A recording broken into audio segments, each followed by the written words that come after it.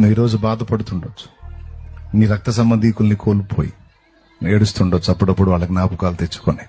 దేవుడు ఏం మాట్లాడతాడో తెలుసా? ఎందుకు బాధపడుతున్నావు? నా వాక్యం విని, నా గ్రంథం చదివి, నా విషయాలు తెలుసుకొని కూడా ఇంకా నువ్వు బాధపడుతున్నావా? కొద్ది కాలమే కదా ఈ ఎడబాటు.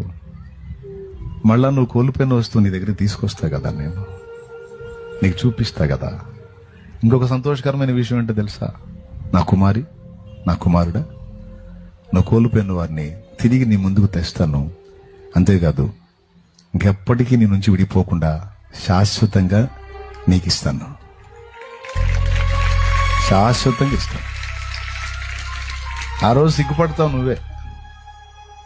ఈరోజు ఎన్నోసార్లు ఫీల్ అయ్యావుగా, ఎందుకు చేసావు ఇట్లా, ఎందుకు చేసావు ఇట్లా, ఎందుకు చేసావు తండ్రి, ఎందుకు చేసావు అని అలిగావుగా కొన్నిసార్లు నా మీద.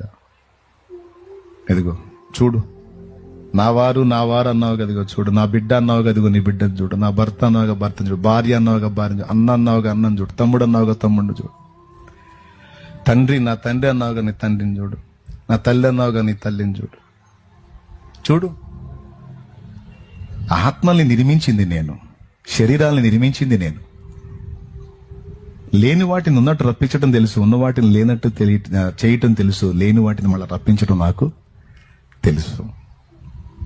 నేను అర్థం కాలేదా నీకు? ఇప్పుడు మా నాన్న నేను కోల్పోయానండి.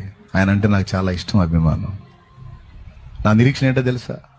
ఆయన దేవుని పాదాల చెంత నిరభ్యంతరంగా సంతోషంగా ఉన్నాడు, ఆనందంగా ఉన్నాడు, పరదేశ మహిమలో ఉన్నాడు. ఒకరోజు వస్తుంది, తిరిగి తప్పకుండా నేను ఆయన కలుస్తాం. ఈసారి కలుసుకుంటే ఇక ఎప్పటికీ విడిపోం.